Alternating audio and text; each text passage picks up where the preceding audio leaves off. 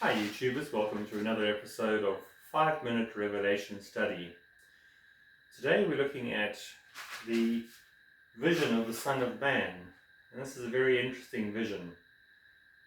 It tells us quite a bit about Jesus himself. John is receiving a vision about the attributes of the Son of Man. So let's read chapter 1 verses 12 to 16 together. So Jesus has already identified himself as the Alpha and the Omega, beginning and the end of all things, in verse 11. And he's commissioned John to write this letter to the 7 churches in Asia Minor. So he heard the voice of Jesus, then he turned to see the voice that spoke with him. And being turned, I saw 7 golden candlesticks, and in the midst of the 7 candlesticks one like to the Son of Man, clothed with a garment down to his feet, and girded about the chest with a golden sash. His head and his hair were white like wool, as white as snow, and his eyes were as a flame of fire, and his feet like fine brass, as if burned in a furnace, and his voice like the sound of many waters.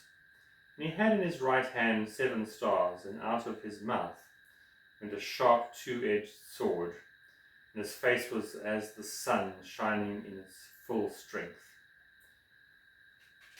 Just so far. Okay.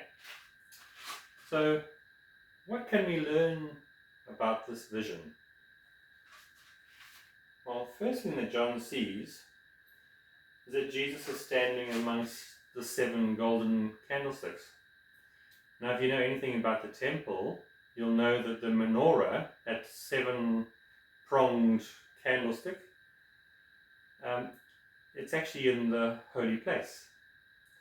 So I think we are to understand that Jesus is our great high priest, and he is ministering to God on our behalf in heaven. So that's where he is. He's actually ministering in the heavenly temple.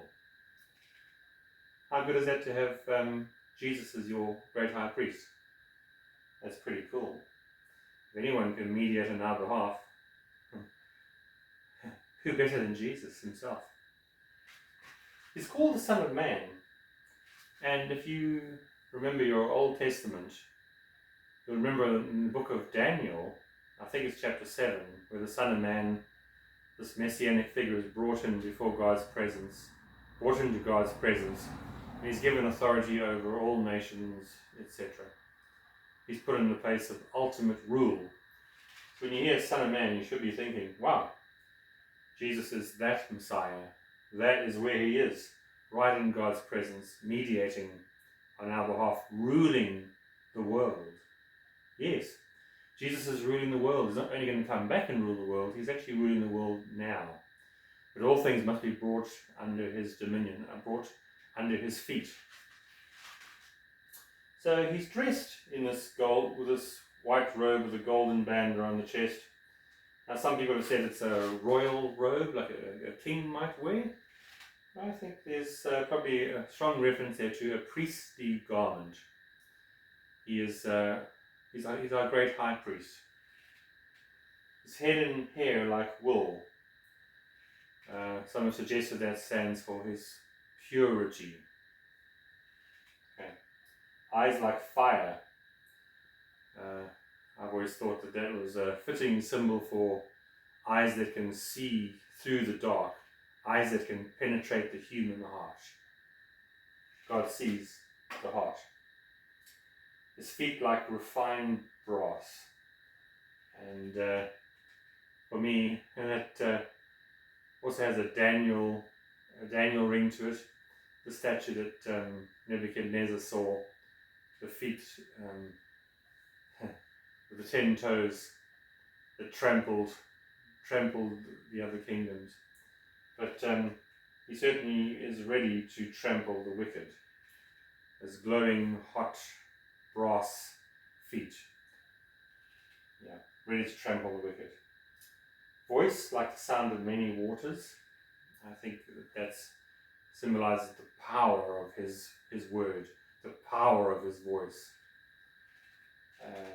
And in his 7 stars, so in his right hand, he holds the 7 stars. We're told in the book of Revelation that the 7 stars are the 7 angels, perhaps the 7 elders of the churches. So there's a security, like Jesus said, none shall pluck them out of my Father's hand. They're near and dear and important to him. He holds them securely in his hand. If he holds the elders in his hand securely, then how much more so those whom he has chosen, the elect from every nation, the 7 churches themselves. He has a face like the sun shining in its full strength. It's overwhelmingly glorious. And one thing I didn't write down there, but out of his mouth went a sharp 2-edged sword. The word of God comes from the mouth of Jesus, and it penetrates the depths of the heart and judges the motives and the attitudes of our heart. Also brings life. So join us again in our next study. God bless you as you go through the book. Bye-bye.